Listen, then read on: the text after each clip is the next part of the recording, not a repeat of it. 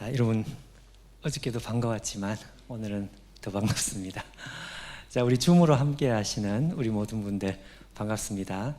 제가 인사를 예. 분위기가 줌으로 함께 하고 있어도 굉장히 아주 몰입도가 높은 느낌을 받는 것 같아요. 너무 감사합니다. 자, 여러분 오늘 저희들이 함께 읽은 이 본문 말씀은 우리가 금방 이렇게 읽으니까 이게 무슨 말씀인지 금방 이렇게 확 다가오지 않을 수 있습니다. 근데 제가 조금 이렇게 설명을 하면 본문을 이해하는 것이 크게 어렵지 않은데 오늘 우리가 읽은 이 성경 말씀의 내용은 선지자의 고통입니다. 선지자가 너무너무 슬퍼하고 고통하는 것. 선지자가 고통하는 것이 무엇이냐, 뭘 고통하는 것이냐. 선지자가 왜 고통스러워하는지 그게 이제 세 가지가 나옵니다. 세 가지가. 여러분 18절 우리 읽은 말씀에 제가 18절만 먼저 한번 읽어볼게요. 슬프다 나의 근심이여 어떻게 위로를 얻을 수 있을까? 나의 중심이 번뇌하도다. 자, 여러분 여기에 나의 근심이여 이렇게 되어 있죠. 나의 근심이여, 슬프다 나의 근심이여. 자, 그 구체적인 내용이 이제 19절부터 이어서 이렇게 나오는데 선지자가 지금 너무너무 고통스러워하고 있습니다. 세 가지를 고통스러워하고 있는데 자, 여러분 질문. 여기서 나 슬프다 나의 근심이여 이렇게 되어 있거든요. 자, 여러분 이 나의 근심할 때 이 나가 누군가요? 당연히 예레미야 선지자겠죠. 자, 근데 여러분 19절까지도 괜찮아요. 딸 내 백성의 심히 먼 땅에서 부르짖는 소리다. 그러니까 내 백성이라고 할 때 선지자가 유다 백성을 말하는 것이구나. 자, 근데 여러분 20절 지나고 21절 말씀에 보면 딸 내 백성이 상하였으므로 나도 상하여 이렇게 되어 있습니다. 자, 여러분 분명히 선지자의 고통인데 18절, 19절, 20절, 21절 이렇게 내려가다 보면 지금 여기 나라고 되어 있는 이 1인칭이 선지자를 말하는 것인지 어떻게 보면 하나님을 말하는 것인지 딸 내 백성, 여러분 이 딸 내 백성이라는 것은 정말 딸과 같은, 딸은 여러분 정말 우리 집에도 딸이 둘이 있는데 딸은 정말 예쁜 족속이 딸이잖아요. 그러니까 딸 내 백성, 딸같이 너무너무 예쁜 내 백성 할 때 그때 그 내 백성이라고 하는 이 1인칭 나는 선지자 같기는 한데 꼭 하나님 같아요. 그죠? 선지자가 딸 같은 내 백성, 하나님. 자, 그래서 여러분 여기 도대체 누가 슬퍼하는 것이냐? 선지자가 슬퍼하는 것이냐? 하나님이 슬퍼하는 것이냐? 정답이 뭘까요? 정답은 둘 다다. 둘 다. 자, 여러분 여기에 선지자가 너무너무 고통스러워하는데 그 선지자의 고통은 사실은 선지자의 고통이기 이전에 누구의 고통일까요? 하나님의 고통이에요. 왜 그렇습니까? 이 선지자가 하나님의 성령에 감동되어 있으니까. 그러니까 선지자가 하나님과 지금 따로 이렇게 플레이를 하고 있는 것이 아니고 하나님의 마음이 그대로 선지자의 마음이 되고 선지자의 마음이 하나님의 마음이 이렇게 돼 있기 때문에 앞에서 읽을 때는 선지자를 말하는 것 같은데 이게 점점 읽어 내려가다 보니까 아니 이게 꼭 하나님께서 직접 하시는 말씀 같아요. 그래서 사실은 선지자의 고통이지만 사실은요 이것은 하나님의 고통입니다. 하나님 딸 내 백성이라고 말할 수 있는 사람은 선지자는 아니죠. 하나님께서 이 딸 같은 내 백성 하나님의 딸이지 선지자의 딸이 되겠습니까? 그렇죠. 그래서 하나님께서 고통스러워 하시는 것을 정확하게 말하면 하나님께서 고통스러워 하시는 것을 선지자가 대신해서 대변인처럼 자기를 통해서 표현이 되고 있는 것이다. 이렇게 봐야 되죠. 그러니까 선지자의 고통은 맞는데 사실은 선지자의 고통은 선지자의 고통이기 이전에 하나님의 고통이다. 너무 이해하기 쉽죠. 무슨 말인지 잘 알 수 있죠. 자, 여러분 이 세 가지의 고통입니다. 삼중고. 그러니까 하나님께서 삼중고통을 가지고 계셔요. 하나님의 백성들을 보면서 첫째, 둘째, 셋째 이 세 가지의 고통을 동시에 가지고 있단 말이에요. 여러분 그 헬렌 켈러가 이 육신의 그 핸디캡 때문에 삼중고를 겪었던 장애를 겪었던 사람 그 유명하지 않습니까? 헬렌 켈러. 그러니까 헬렌 켈러의 삼중고통은 아주 큰 고통이었다. 그런데 여러분 헬렌 켈러의 삼중고통이 큰 고통이지만 그보다 더 큰 고통은 우리 하나님께서 가지고 계셨던 삼중고통이 있었다 이거죠. 오늘 세 가지가 나오고 있어요. 그 세 가지가 무엇인지 우리가 하나씩 한번 살펴보면 좋겠습니다. 제가 이 이야기를 했는지 모르겠는데 여러분 영화 벤허라는 영화 잘 아시죠? 유명한 영화. 이 벤허라는 영화를 물론 저도 그 영화로 본 적이 있습니다. 뭐 한 번씩 아니면 뭐 한두 번씩 뭐 이렇게 다 이렇게 반복해서 본 것 같은데 근데 제가 기회가 있어가지고 이 벤허라는 영화를 영화로 본 것이 아니라 뮤지컬로 본 적이 있습니다. 뮤지컬로. 제가 참 궁금했던 게 아니 다른 드라마 같은 경우는 이게 뮤지컬이 이게 가능할 것 같은데 배너 같은 이런 내용은 어떻게 이걸 뮤지컬로 어떻게 표현을 할까? 예를 들어서 마차 경기가 제일 유명하잖아요. 그 좁은 무대에서 마차 경기를 어떻게 할까? 이게 저는 궁금했어요. 제가 그렇게 문화생활을 잘하는 사람이 아닌데 저희 집의 딸 둘 중에 둘째 딸이 하여튼 이 무슨 연기 뭐 이런 쪽으로 지금 뭐 이렇게 전공을 하고 있어가지고 우리 집안에 좀 특별한 족속이라요. 그래서 어릴 때부터 하도 그 TV 앞에 서서 춤추는 걸 좋아하더니 결국은 사고를 치고 말았다. 하여튼 걔 때문에 어쩔 수 없이 뮤지컬을 이렇게 따라갔습니다. 혼자 보면 재미없다고.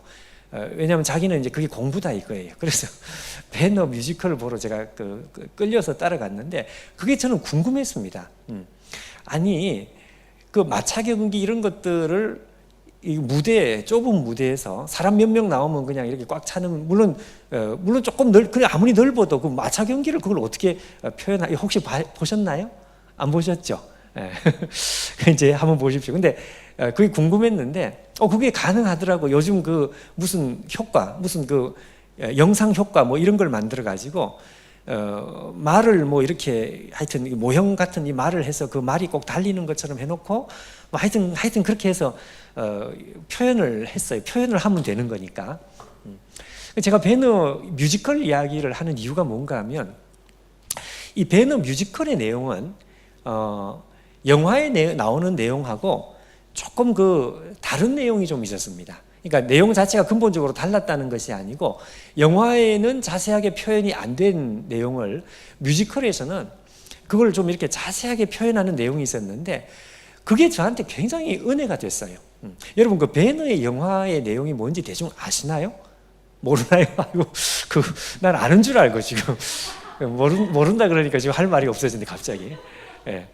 그 유다 베너라고 하는 아유 길게 얘기하면 안 돼. 간단하게 그냥 아주 간단하게 한두 마디로 요약하면 좋은데, 유다 베너라고 하는 그 유대인 가문 중에서 이제 아주 그 귀족이죠. 유대 귀족이죠. 그 유대 귀족이 로마의 침공을 받아가지고 이 자기 가문이 이제 몰락한단 말이죠. 그래서 이제 유대 그 민족, 근데 그 자기 친구, 로마인 친구인 메살라라고 하는 친구, 그 메살라라는 친구가 어릴 때는 친구였는데, 이제 하여튼 자기는 이제 노예로 끌려가고, 로마에 노예로 끌려가고, 나중에 이제 자기 가정을 이렇게 완전히 쑥대밭을 만들어 놓은 이 메살라라는 어릴 때는 친구였지만 이제 원수가 된 거죠. 그래서 이제 자기가 이 로마에서 노예로 끌려갔다가 우여곡절 끝에 하여튼 많은 우여곡절 끝에 결국은 살아남고 또 그 로마의 귀족의 그 양자가 돼가지고 다시 이제 유대 땅으로 돌아오는 거예요. 영화에는 그래 나오죠. 그래서 이제 자기 뭡니까? 나병 환자가 된 그 어머니 그리고 여동생을 이제 다시 찾고 뭐 이러면서 그 예수 그리스도의 기적을 이제 경험하고 뭐 이렇게 해서 마지막에 해피엔딩으로 끝이 나는 이제 이런 이야기인데, 영화에 나오지 않는 조금 더 자세한 이야기가 그 속에 이제 뮤지컬 안에 있었습니다. 그 뮤지컬에서는 어떤 이야기가 나오는가 하면, 이 유다 베너가 로마의 노예로 끌려가서 이제 다시 돌아오는 것까지는 맞아요. 로마의 이제 그 귀족의 양자가 돼가지고 자기 땅, 그 유대 땅으로 돌아와가지고 이 메살라라고 하는 자기 친구를 향해서 원수를 갚아야 되겠다. 그리고 이제 원수를 갚는 것만이 아니라 이 유다 베너가 똑똑하고 그리고 아주 탁월한 청년이기 때문에 자기 고향으로 돌아와가지고 이 로마의 그 식민 지배에서 뭡니까? 레지스탕스, 말 그대로 반군을 조직해가지고 로마와 싸워서 이제 한번 우리 민족의 독립 이런 걸 위해서 투쟁하겠다. 이제 이런 결심을 이제 하는 거예요. 제가 기억으로는 영화에서는 그런 내용이 거의 없었는데, 하여튼 뮤지컬 안에는 하여튼 유대로 돌아온 유다 베너가 일종의 극렬 분자죠. 이 로마를 뒤집으려고 하는 이 게릴라전을 하겠다고 사람들을 모으고 이제 이렇게 한단 말이에요. 근데 여러분, 이 유대인 반군을 이끄는 이 지도자가 돼가지고 유다 베너가 이제 열심히 이제 이 전쟁을 한번 이제 해보려고 하는데,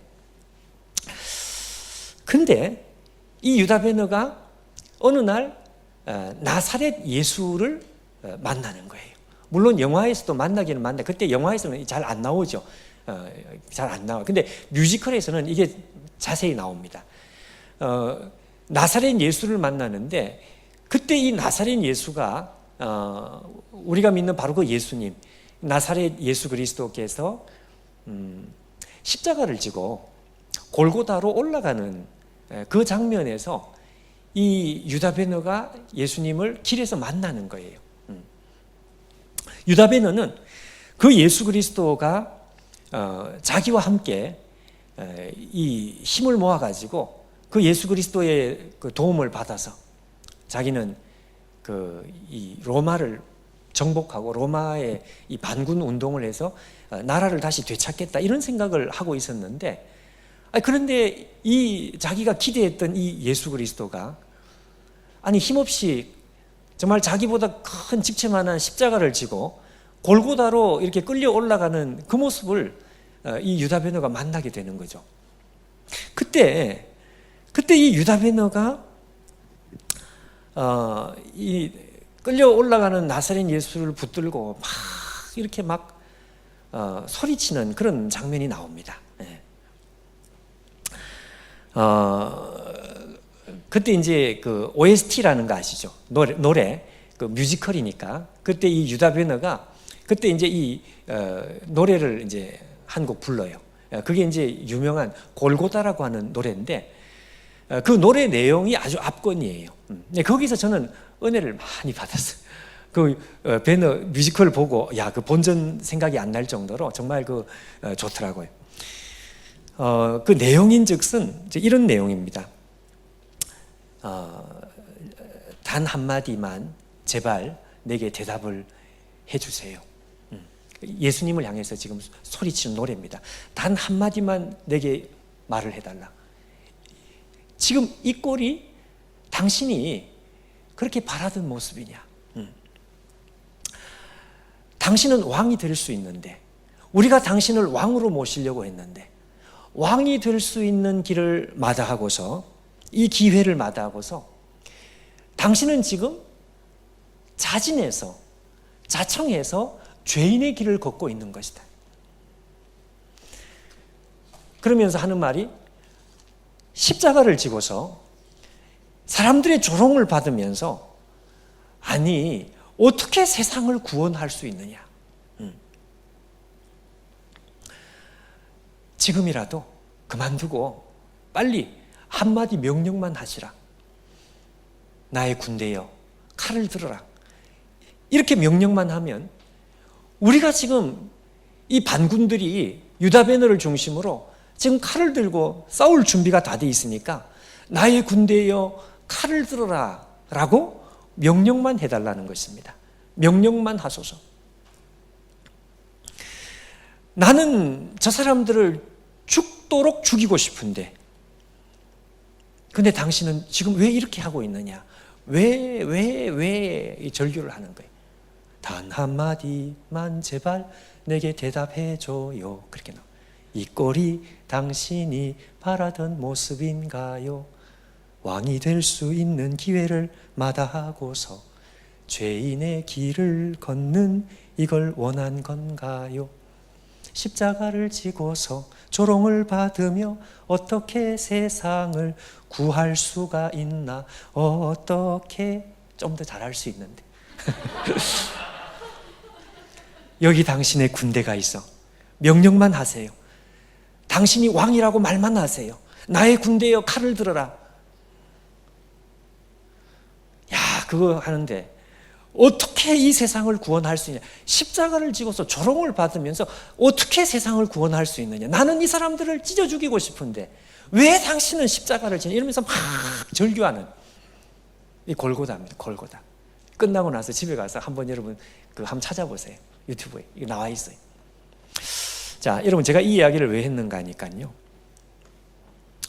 유다 베너가 예수님을 향해서 질문했던 바로 그 질문입니다. 왜 당신은 왕이 될 수 있는 기회를 버리고 왜 당신은 죄인의 길을 걷느냐? 왜 당신은 십자가를 지느냐? 그 대답을 해. 근데 예수님은 대답하지 않아요. 아무 말 없이 그냥 십자가로 올라갑니다.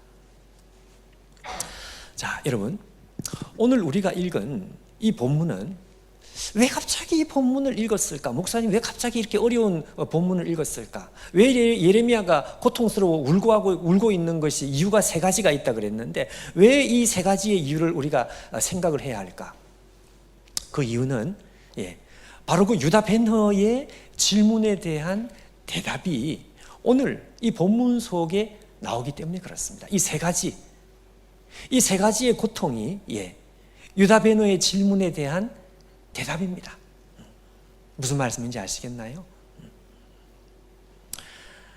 그러니까 하나님께서 이 세 가지의 고통 때문에 결국은 아들을 내어주시고, 그 아들이 인간의 이 절망적인 세 가지의 고통 때문에 아들이 결국은 십자가를 질 수밖에 없는.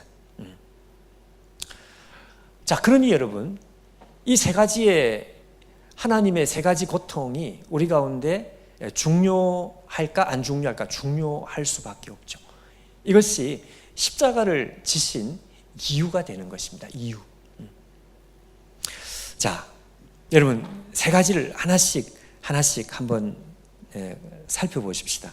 첫 번째, 우리가 순서대로 보지 않고 21절을 먼저 한번 우리가 보시죠. 21절. 자, 21절을 우리 다 같이 한번 한 목소리로 우리 같이 한번 읽어보겠습니다. 자, 시작. 딸 내 백성이 상하였으므로 나도 상하여 슬퍼하며 놀라움에 잡혔도다. 자, 여러분, 이게 하나님의 첫 번째 고통입니다. 딸 내 백성이 상하였으므로 나도 상하여.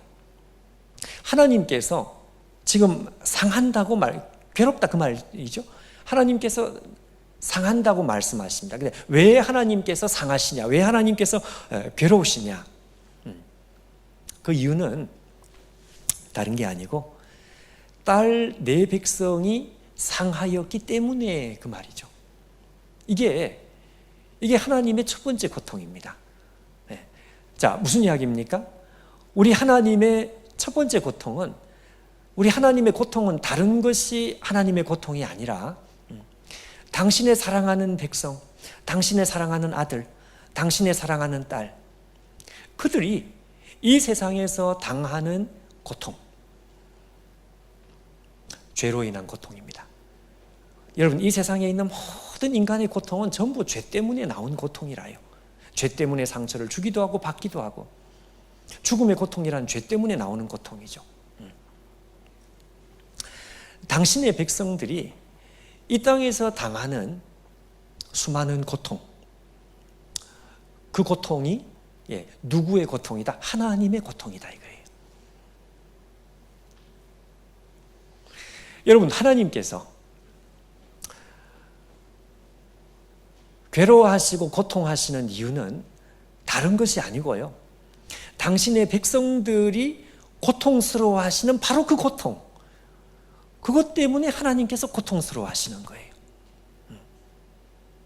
하나님에게 무슨 문제가 있어서, 하나님께서 다른 사람들에게 무슨 해코지를 당해서 그래서 고통스러워하는 것이 아니라, 당신의 사랑하는 백성들이 이 땅에서 어떤 형태로든지 고통하고 괴로워하고 눈물 흘릴 수밖에 없는 바로 그 고통, 그 고통이 고스란히 하나님의 고통이 된다는 것입니다.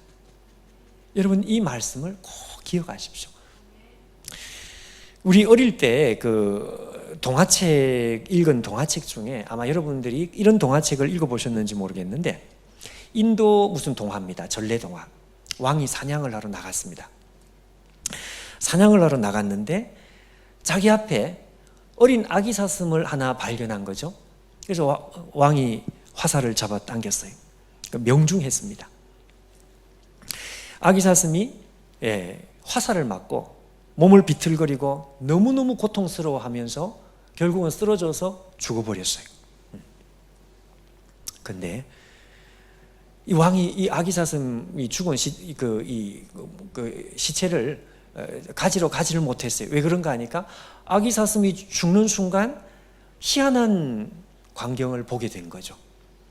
아기 사슴이 막 비틀거리고 괴로워하다가 죽었는데 갑자기 큰 어미사슴이 옆으로 다가오더니, 어미사슴은 활을 맞은 적이 없어요. 근데 옆에 오더니 같이 고통스러워하다가 같이 죽어버렸어요. 그래서 왕이 보다가, 아니 세상에, 옆에 있는 저 큰 어미사슴 쟤는 활을 맞은 적도 없는데 와서 그냥 쓰러져서 죽어버렸다. 어미사슴의 배를 갈라보니까 이 어미사슴의 창자가 다 썩어 있더라. 물론 동화니까 다 썩어 있더라. 왕이 충격을 받았습니다. 왜 충격을 받았을까요? 아, 이런 것이구나. 아기 사슴이 고통스러워하는 이 몸부림치는 이 고통, 이게 고스란히 어미 사슴의 고통이 되는 것이구나. 여러분, 오늘 이 말씀은 바로 이 말씀입니다. 이 말씀. 최근에 저도 저희 교회에 목회를 하다 보면 교인들 가운데 참 아프지 않은 사람이 없이 항상 아픈 사람이 있고요. 그걸 사업으로 실패하는, 그리고 정말 제가 믿고 신뢰하는데 사기를 정말 당해가지고 한평생 정직하게 벌고 다른 사람을 위해서 정말 베풀고 살았던 정말 귀한 집사님이 사기를 당해가지고 정말 모든 것을 다 날리게 생겼어요. 제가 가서 정말 위로할 수 있는 말이 없어요. 같이 그냥 울어주는 것 말고는. 예. 그런 고통이 있습니다. 근데 여러분, 최근에 와서 저는 이 말씀을 또 생각했습니다. 또 이 말씀만 생각했습니다. 그렇구나. 우리 하나님께서 이 사람들의 고통을 구경하고 계시는 하나님이 아니시구나. 우리 하나님께서 이 사람들의 고통을 그대로 느끼고 계시고 아파하고 계시는 것이구나. 왜냐하면 오늘 말씀 그대로입니다. 그대로예요. 그대로. 딸 내 백성이 상하였으므로 나도 상하여. 이게 전부예요. 하나님의 고통은 이겁니다. 이거.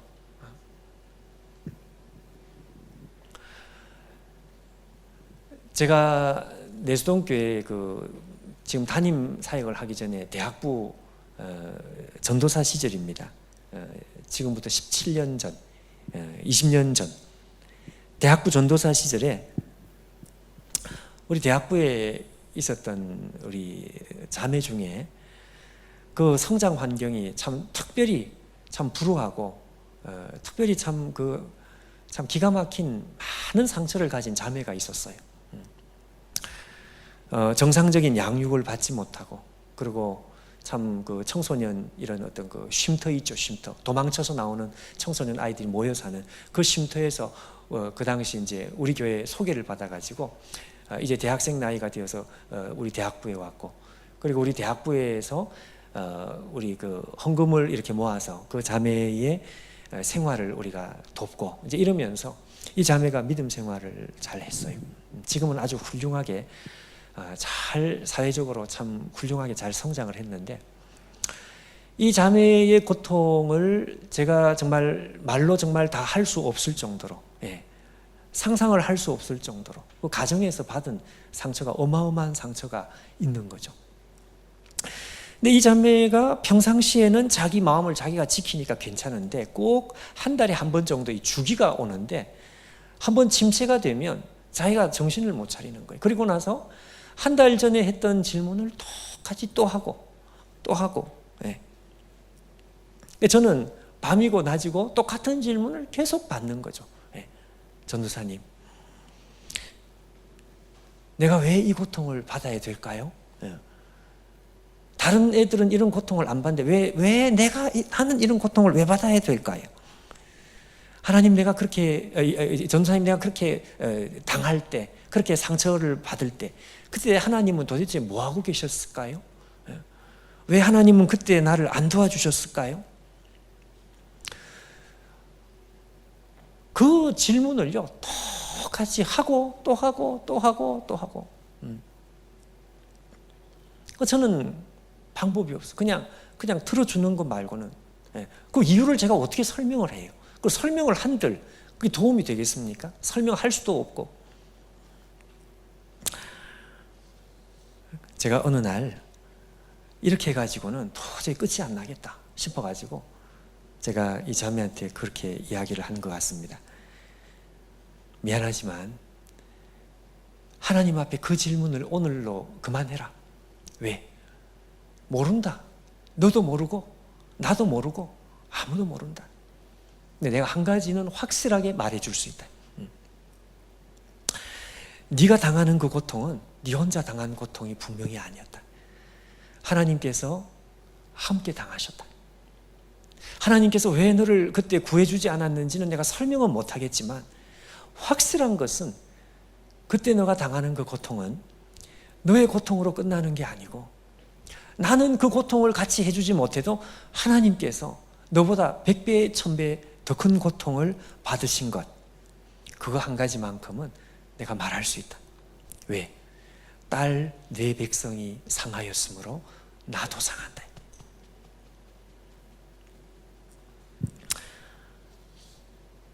여러분, 오늘 이 예레미야 8장은 아니지만 이 비슷한 내용이 예레미야 14장에 또 나오는데요. 시간 관계상 앞에 여러분 자막을 한번 보십시오. 예레미야가 하나님 앞에 질문을 합니다. 무슨 질문? 14장 8절에 이렇게, 이스라엘의 소망이시오 곤란 때의 구원자 하나님, 어찌해서 이 땅에서 거류하는 자 같이 하룻밤을 유숙하는 행인 같이 하시나이까? 여러분 저게 무슨 말인지 아시겠나요? 저 쉽게 이야기하면 이런 이야기입니다. 행인 같이 하룻밤을 유숙하는 나그네 같이. 이게 무슨 이야기인가 하면 왜 하나님 구경만 하시느냐 그 말입니다. 나그네 같이 지나가는 행인 같이. 지나가는 행인은 그냥 지나가다가 그냥 불구경하듯이 구경하다가 그냥 가버리죠. 왜 하나님 우리에게 그렇게 하시냐 이거예요. 우리는 너무너무 괴롭고 고통스러운데 왜 하나님은 하룻밤을 유숙하는 나그네처럼 왜 우리를 구경만 하십니까? 라고 하나님 앞에 질문을 하는 거예요. 그때 하나님께서 8절 밑에 17절에 이렇게 말씀했습니다. 너는 이 말로 그들에게 말해주라. 그들이 하고 있는 그 질문에 대해 대답을 이렇게 해라. 내 눈이 밤낮으로 끊지지 아니하고 눈물을 흘리리니 이는 처녀 딸 내 백성이 큰 파멸 중한 창상을 상처로 말미암아 망하기 때문이다. 무슨 이야기인지 아시겠죠? 나는 하나님 대답이 이 대답입니다. 나는 구경하는 구경꾼이 아니다. 나는 하룻밤을 유숙하는 나그네처럼 그냥 지나가듯이 쓱하니 구경하고 너희들의 고통을 구경하다가 사라지는 그런 하나님이 아니다. 내가 밤낮으로 눈물을 흘리고 있다. 너희들이 고통스러워하는 것처럼 나도 고통스러워하고 있다. 여러분 저 내용입니다. 저 내용. 딸 내 백성이 상하였으므로 나도 상하여. 나도 상하여.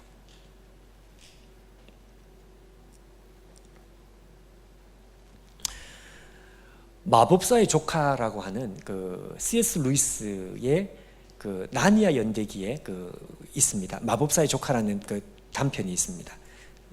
여기 보면은요, 디골이라고 하는 꼬마가 나와가지고 이 예수님을 상징하는 사자 아슬란은 사자 아슬란 아시죠? 이 사자 아슬란에게 가가지고 부탁을 해요. 우리 엄마가 죽을 병에 걸렸는데 아슬란님, 우리 엄마를 낳을 수 있도록 요술 사과를 주시면 안 될까요? 이 디고리가요, 이 아슬란의 입에서 예스라는 말이 나오기를 기다리면서 정말 조마조마하게 아슬란을 쳐다보고 있어요. 그런데 바로 그때 여러분, 이 디고리가 너무너무 괴로워서 아슬란에게 그 부탁을 하고 있는데 이 디고리가 깜짝 놀랐어요. 왜 놀랐느냐? 아슬란이 아무 말도 하지 않고 눈물을 뚝뚝 흘리고 있는 거예요. 이걸 보면서 디고리가 깨달은 거죠. 아, 그렇구나. 아슬란은 나보다 더 고통스러워하고 있구나. 맞습니다, 여러분. 내 백성이 상하였으므로 나도 상하여. 여러분 이 8장에 나오는 요 말씀은 제가 2016년도라고 기억이 되는데 안식년에 제가 시간을 이렇게 보내다가 호주에 한번 가본 적이 있습니다. 근데 호주에 제가 아는 분 때문에 그리고 이제 한국에 이제 복귀를 하기 직전에 새벽에 이제 눈 떠서 새벽에 이제 성경을 읽고 성경 연구를 하고 이제 이렇게 하다가 한국으로 다시 돌아가서 이제 그 사역을 할 생각을 하니까 마음이 참 무거운 거예요. 왜냐하면 2016년이니까 그때가 한 5년째 아마 그때 이 교회 사역을 한 지 그 정도 됐는데 교회 사역을 한 15년 이렇게 하다 보니까 참 뭐 말할 수 없는 정말 다 다른 사람들 앞에 이야기할 수 없는 그런 사연들이 참 많았어요. 그 중에는 저의 마음에 참 이제 상처가 되는 그런 일들도 참 많았고, 어쩔 수 없는 거예요. 목회 사역이라는 것은 어쩔 수 없이 상처를 안 받을 수가 없어요. 목사라는 자리는 항상 그렇습니다. 왜냐하면 어디 가서 분풀이 할 데가 없으니까 목사에게 할 수밖에 없죠. 그걸 알면서도 참 이 인격이 덜 되다 보니까 사역을 하면서 참 이렇게 물론 좋은 것도 많았지만 이렇게 상처가 되는 그런 마음의 이런 것들이 참 많아요. 그러니까 다시 사역을 하겠다고 한국에 돌아갈 생각을 하니까 가기 싫은 거 있죠. 그래가지고 2016년도 오기 전 한 달 정도 전에 마음이 이렇게 무겁고 가서 또 이렇게 할 수 있을까? 설교는 할 수 있을까? 하여튼 여러 가지 마음이 걱정하고 괴로워하는데 그날 아침에 새벽에 제가 이 예레미야 8장 말씀을 봤습니다. 이 말씀을 21절 우리가 읽은 이 말씀, 이 짧은 말씀을 보는 순간 갑자기 마음에서 그냥 천둥이 그냥 뻥 하고 치는 것 같아요. 딸 내 백성이 상하였으므로 나도 상하여. 그때 깨달았어요. 아, 그렇구나. 내가 힘들고 괴로운 그것은 나의 고통으로 끝나는 것이 아니구나. 우리 하나님께서 훨씬 더 고통스러워하는 것이구나. 그 생각을 하니까 이 말씀을 있는 그대로 아멘으로 이 말씀을 접수하니까 그러니까 마음에 좀 이렇게 할만해요. 또 이렇게 할 수 있겠다는 생각이 또 드는 거죠. 여러분, 이 짧은 말씀을 기억하십시오. 예수님께서 왜 이 땅에 오셨을까요? 왜 왕이 될 수 있는 기회를 마다하고 왜 죄인의 길을 걸어야 했을까요? 예수님께서 죄인의 길을 걷지 않으면 우리의 고통은 끝나지 않습니다. 우리의 고통은 이 땅에서 끝나지 않을 뿐 아니라 우리의 죄로 인한 고통은 영원으로 이어질 수밖에 없습니다. 우리의 고통 때문에 예수님께서 이 땅에 오신 것입니다. 여러분, 우리가 이 땅에서 죄로 인해서 우리가 이 땅에서 고통당하는 것으로 끝나는 거 아니죠, 여러분? 이 땅에서 고통당하고 그냥 뿅 하고 사라질 것 같으면 이 세상에 있는 사람들 그냥 수면제 먹고 자살하면 그걸로 그냥 끝날 수 있다. 그렇게 끝나지 않는 게 문제죠. 죽음의 고통. 근데 사실은 죽음의 고통보다 더 큰 고통은 죽음 이후의 고통이래요. 그러니까 여러분, 죄로 인한 고통, 이것이 이 땅에서 살아가는 모든 인간들의 고통이고요. 그 죄로 인한 고통의 끝판왕이 죽음이고 죽음으로 끝나는 것이 아니라 죽음 이후에 영원히 기다리고 있는 고통도 역시 죄 때문에 오는 고통. 그러니 예수님께서 왜 십자가를 지셨을까? 우리가 당하는 고통이 괴로워서 십자가를 지신 것입니다. 내가 이 땅에서 눈물 흘리고 당하는, 내가 여러분 다른 사람에게 상처를 받았다. 그거 여러분 죄 때문 아닌가요? 죄 때문이죠. 그 사람이 죄 때문에 죄성을 가진 죄인이니까 나를 그렇게 못 살게 하고 나에게 그렇게 상처되는 말을 하고 그렇게 하는 거죠. 자, 여러분, 예수님께서 왜 십자가를 지셨을까? 이것 때문에 그렇습니다. 딸 내 백성이 상하였으므로 나도 상한다. 내가 너무너무 괴롭다. 이게 첫 번째.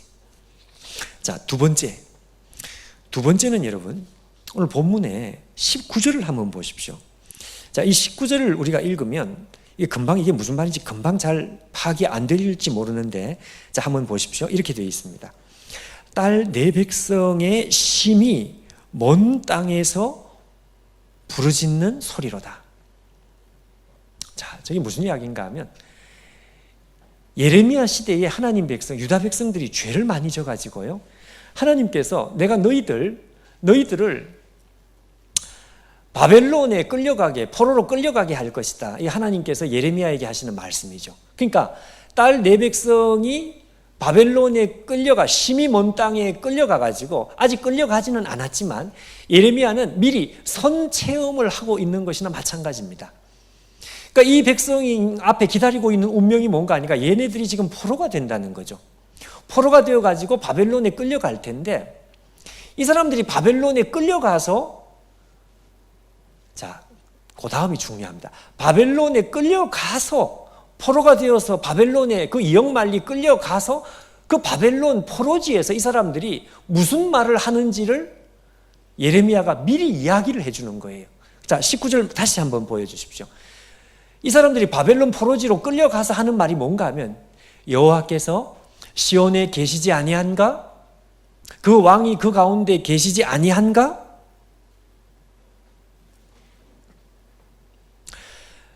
자, 여러분, 지금 그들이 어찌하여 그 조악한 신상과 이방의 헛된 것들로 나를 경록케 하였는고?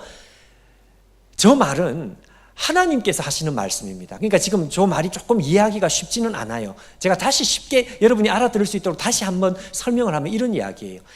이 유다 백성들이요, 바벨론 포로로 끌려갔어. 끌려가면 정신을 좀 차려야 될 거 아니에요. 그죠?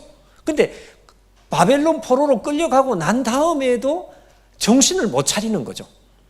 정신을 못 차리고 하는 말이 무슨 말인가 하니까, 여호와께서 시온에 계시지 아니한가?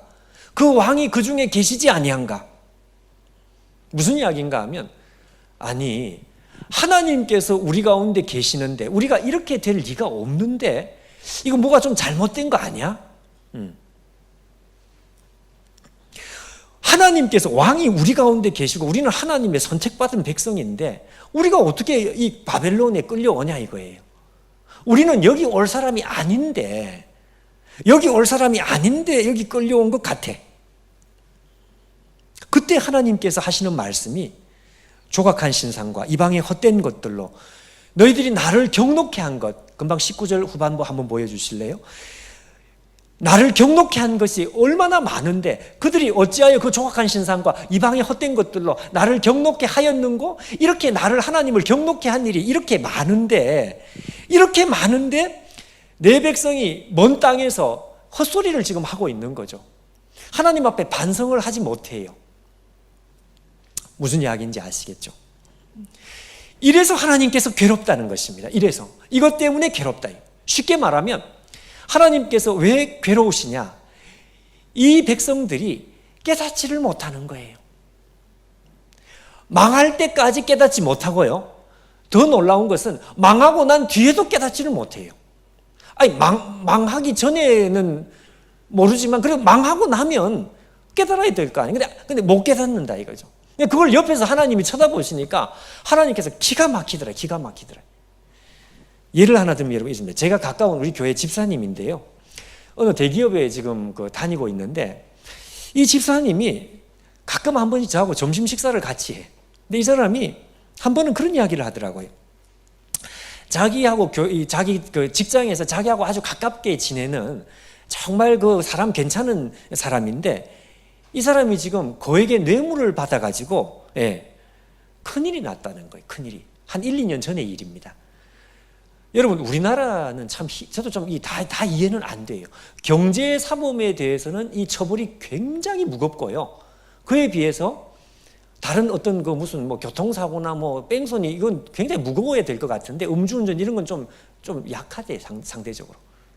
모르겠어요. 하여튼 난 법 전공자가 아니니까 모르겠는데 하여튼 경제사범에 대해서는 굉장히 무겁대요. 그래서 이 무슨 뇌물을 받는 그 뇌물의 액수가 조금 크면 기본이 10년이래요. 10년. 징역 10년이래요, 여러분 징역 10년이면 어떻게 되는지 압니까? 지금 그 집에, 난 그 사람 얼굴은 못 봤지만 그 집에 애가 초등학생이거든요. 10년 뒤에면 얘가 대학생이 되는 거예요. 그러니까 얘들이 크는 과정을 아빠는 옆에서 한 번도 지켜보지 못하고 그냥 감옥 안에서 있어야 되는 거예요. 근데 여러분, 이 사람이 제가 만난 그 집사님이 하는 말이 자기 친구가 절대로 안 그랬다고 계속 주장을 하더라 이거죠. 그래서 자기는 그 친구를 믿었대요. 그래서 이 친구는 절대로 안 그랬다고 하니까 진짜 안 그런 줄 알고 믿었다 이거예요. 근데 알고 봤더니 그게 거짓말이었어요. 그러니까 자기가 너무 충격을 받았대. 아니, 자기는 가까운 친구인데 자기한테도 끝까지 거짓말을 하더라. 그래서 결국은 이 사람이 구속이 된 거죠. 구속이 돼가지고 재판받는 과정에서 죄가 너무 확실하니까 재판받는 과정에서도 지금도 구속 수감이 되어 있는 상황입니다. 그럼 여러분, 집안이 도대체 어떻게 될까요? 집안의 부인과 애들이 지금 당하는 정신적인 고통이 굉장히 크지 않겠습니까? 그러니까 우리 교회 집사님이 자기한테 비록 거짓말은 했지만 그래도 이 친구를 자기가 이렇게 좀 뭐라도 좀 도와줘야 되겠다. 그래서 회사에서 이 친구의 그 죄와 관련돼서 하여튼 무슨 일이 벌어지면 좀 전담을 해서 네가 좀 옆에서 어떻게 좀 해줘라 이래가지고 이 사람이 전담 마크맨이 된 거예요. 그래가지고 정기적으로 일주일에 한 번씩 이렇게 정기적으로 그 유치장에 그 감옥소에 가가지고요, 그 친구를 만나서 이야기하고 그리고 그 친구 부탁하는 거 들어주고 가족들을 돌봐주고 하는 그걸 이제 제가 만나는 그 집사님이 그 일을 하는 거죠. 그 일을. 그런데 저한테 와서 너무너무 자기가 괴롭대. 왜 괴로운가 하니까 최근에 그 형무소에 가가지고 그 친구를 만났는데 세상에 그 친구가 자기한테 이런 이야기를 하더라는 거죠.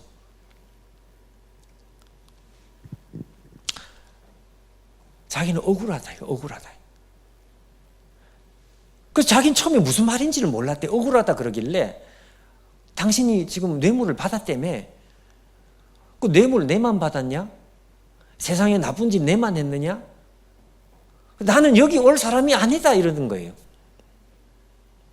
그 자기가 더 이상 이 친구하고 무슨 할 말이 없더라 이거죠. 아니 세상에 그 거액의 뇌물을 받아가지고 자기 회사에는 어마어마한 피해를 주고 가족들에게 그런 상처를 주고 그리고 저기 거짓말하고 이렇게 해가지고 다 지금 문제가 지금 크게 생겨가지고 지금 감옥 안에 들어갔어요. 이미 들어가서 지금 징역 10년을 살아야 돼. 그런데 억울하다 이거 억울하다. 내가 지금 여기 들어올 군번이 아닌데 내가 지금 여기 있어야 될 사람이 아닌데 여기 들어왔다 이거죠. 그 얘기를 이 친구가 저한테 하면서요. 그러면서 자기가 너무너무 이해가 안 된대. 여러분 유다 백성들이 지금 마치 그와 같아요. 유다 백성들이 바벨론에 끌려가기 전에 선지자들이 죄짓지 마라. 너희들 죄지면 하나님께서 바벨론의 포로로 끌려가게 하실 것이다. 아무리 해도 안 들어요. 안 들어. 그 예레미야가 그 말씀에도 안 듣고 결국 끌려갔습니다. 끌려가서 포로지에서 포로 수용소에서 하는 말이 뭔가 하니까 여호와께서 우리 가운데 계시지 아니한가? 우리가 왜 여기 왔을까? 우리는 여기 올 군번이 아닌데 우리가 왜 이렇게 됐지? 우리는 여기 올 사람들이 아닌데 이거 뭐 잘못된 거 아니야? 그 소리를 하고 있는 거예요. 여러분 이게 우리 하나님의 고통 두 번째입니다. 두 번째. 이게 선지자의 고통이고 이게 하나님의 고통. 그래서 어찌하면 내 눈물이 마를 수 있을까? 그러니까 선지자가 끝없이 눈물을 흘리는 이유는 다른 게 아니고 이 백성들이 도무지 깨닫지를 못하는 거예요. 다른 말로 하면 지각이 어두운 거죠. 지각이.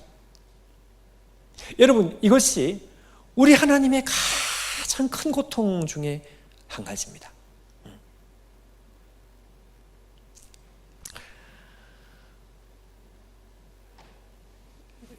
지난번에 제가 이런 이야기를 했는지 모르겠어요. 여러분 제가 직접 만난 분은 아닌데요. 모 대학의 학장님입니다. 모 대학의 학장님께서 인생을 이제 다 살고 돌아가실 때가 다 된 거예요. 그 부인이 권사님입니다. 이분이 믿음이 좋아요. 그래가지고 우리 남편 이제 생명이 다 됐는데 죽기 전에 정말 예수님을 믿어야 될 텐데 하나님을 만나야 될 텐데 이렇게 그냥 죽으면 안 되는 이게 너무 답답해가지고 이 부인 권사님이 그 목사님한테 담임 목사님한테 간곡하게 부탁을 했어요. 우리 남편 지금 시간이 얼마 안 남았어요. 빨리 회개하고 하나님 앞에 회개하고 예수님 믿게 해달라고 목사님이 좀 도와달라고. 목사님 찾아갔습니다. 전도해야 되니까. 목사님이 찾아가가지고 그분에게 이야기를 했습니다. 선생님, 이제 인생을 제대로 정리하셔야죠. 죽을 때가 이제 얼마 안 남았으니까. 근데 여러분, 그 학장님이 그 자리에서 뭐라고 대답한지 아시나요? 학장님 왈, 죽기는 내가 왜 죽어? 죽기는 내가 왜 죽어? 이게 그분의 유언이 되어버렸습니다. 죽기 전에 했던 마지막 말, 죽기는 내가 왜 죽어? 죽으셨어요. 여러분, 제가 이래봬도요, 북한에 김일성 주석이 죽는다는 걸 제가 예언했던 사람입니다. 제가. 김일성 주석은 죽는다. 죽었잖아요.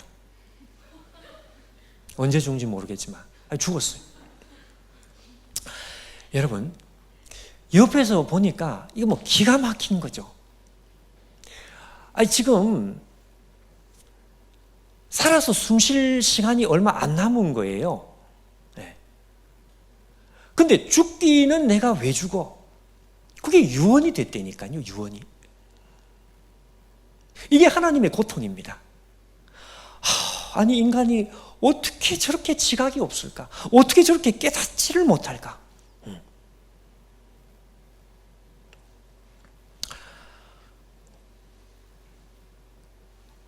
아파트를 여러분 재개발을 하면, 요즘은 안 그런데요, 제가 어릴 때만 해도 쥐잡기 운동이 있었습니다. 여러분 좀 이해가 안 되죠? 그 정도로 쥐가 많았고, 학교에 올 때 숙제가 뭔가 하면 쥐꼬리 몇 개 가지고 오기 뭐 이런 거 있어요. 쥐를 잡은 증거를 가지고 와야 돼. 제가 아직 기억나는 거 있는데, 제가 초등학교 때 지금 생각하면 진짜 무식한, 요즘 아마 그런 숙제 내주면 진짜 뉴스에, 네이버 뉴스, 무슨 다음 뉴스에 진짜 대서특필할 거예요. 무슨 숙제인가 하면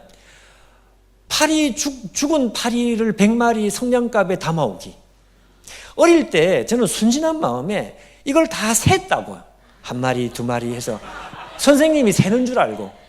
그걸 어떻게 세겠어요? 하여튼 무조건 100마리. 그래서 집에 보이는 파리 막 잡아가지고 61마리, 62마리, 99마리, 100마리 잡았다. 그러고 100마리를 막 구겨 넣는 거죠. 야. 근데 여러분, 그 당시만 해도 참 이 쥐가 너무 많겠죠. 쥐잡기 운동. 그래서 동사무소에 가면 쥐약을 막 나눠주고 뭐 그랬어요. 어느 아파트에 이제 이 재개발을 하니까, 뜯어내니까 막 쥐가 난리가 난 거예요. 그래서 그 아파트에 어떤 목사님이 그 쥐가 하도 많이 나오니까 쥐덫을 놓은 거죠.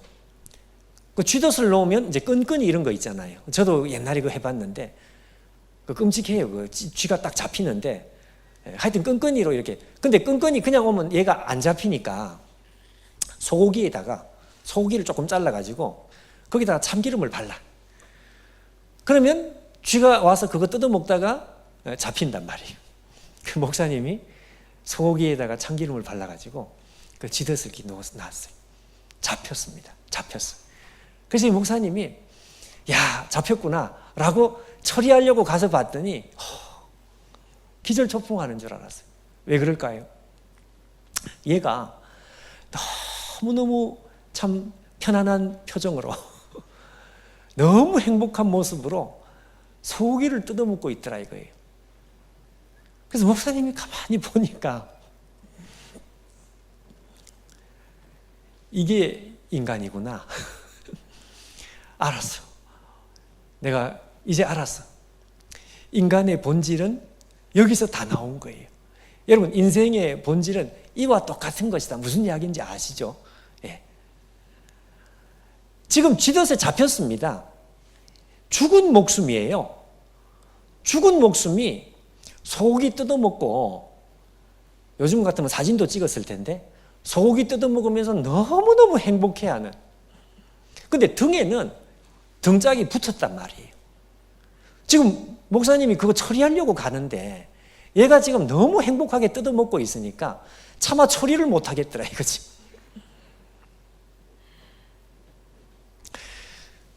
여러분, 하나님께서 인간들을 보시는데 이 인간들이 어떻게 깨닫지를 못하는 거예요. 깨닫지를.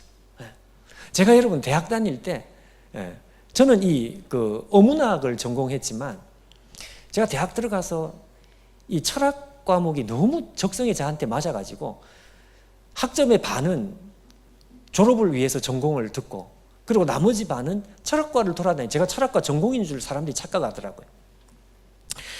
근데 제가 이 얘기를 왜 하지 모르겠다. 갑자기 지금 정신이 지금 혼미해졌어요.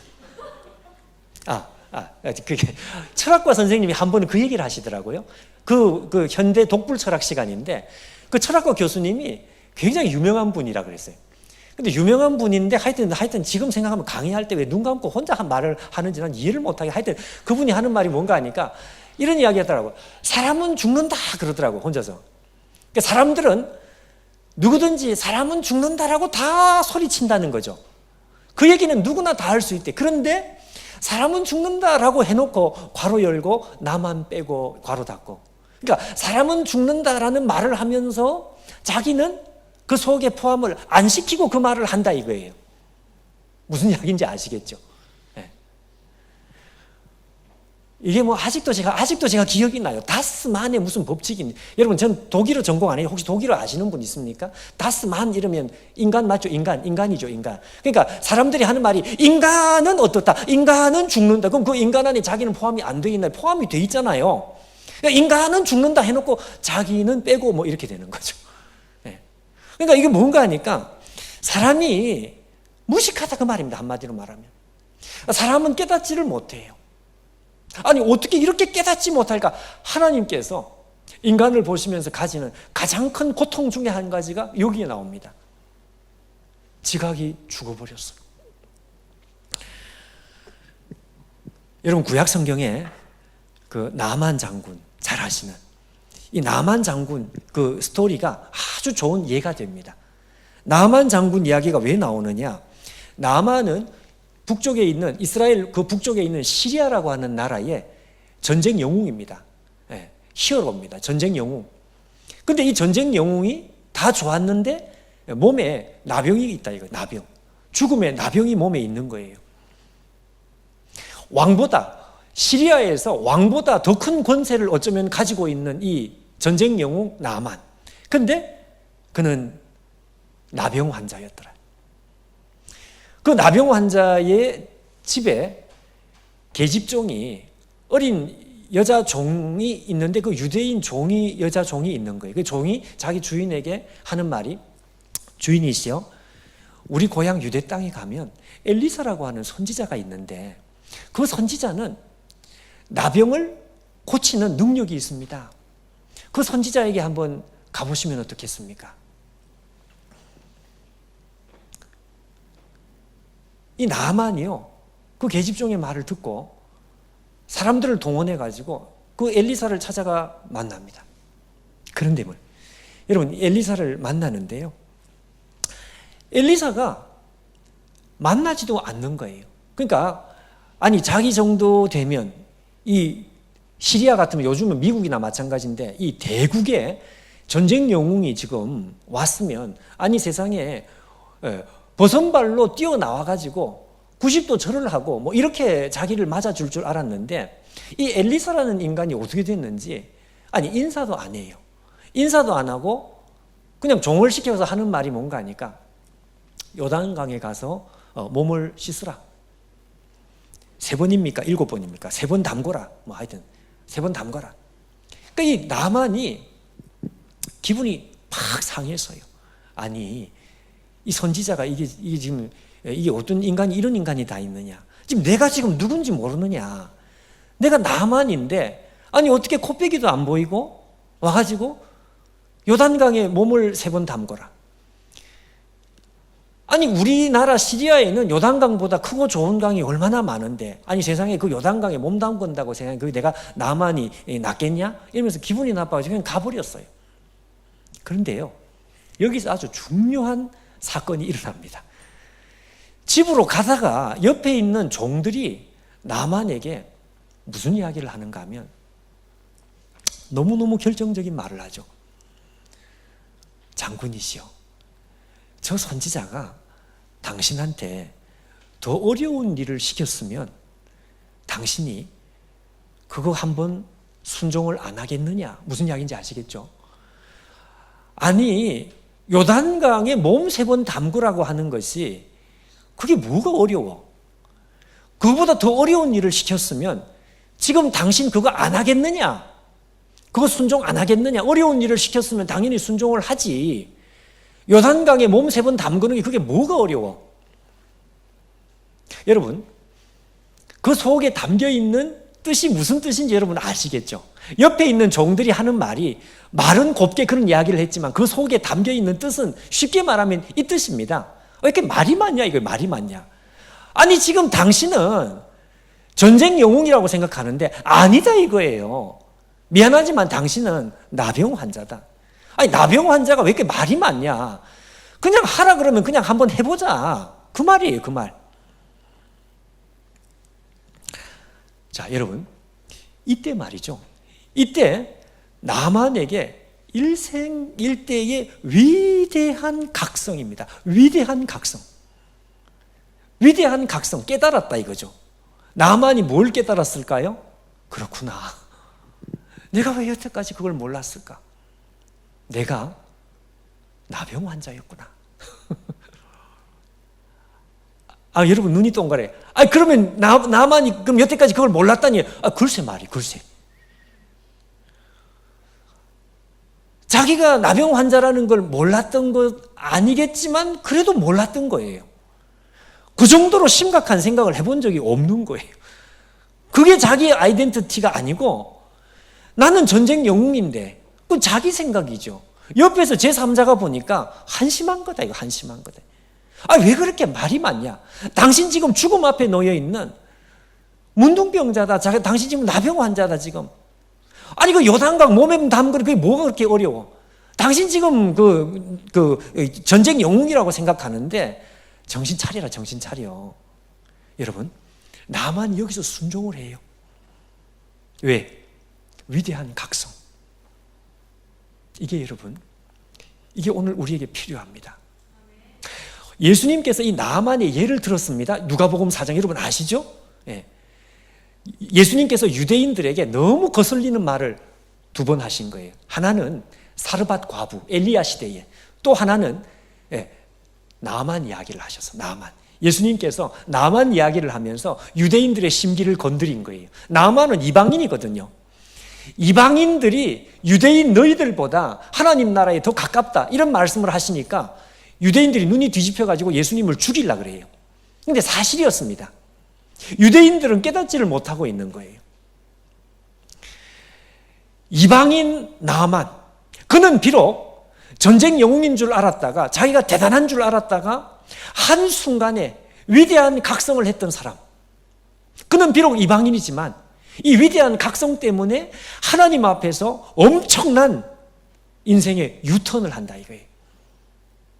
그게 바로 뭔가 하니까 자기 나병이 낫고 하나님 백성이 돼버리는 거예요.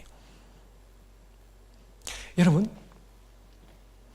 우리 오늘 인생의 각성이라고 하는 것이 그렇게 중요합니다. 각성이라는 게 그렇게 어렵습니다, 여러분. 오늘 이 자리에 우리가 죽는다, 이거 여러분 생각하지 못할 사람은 단 한 사람도 없고요. 지금 밖에 길에 나가는 사람 중에 우리 장차 죽을 것이다, 그거 다 알아요. 다 아는데 여러분,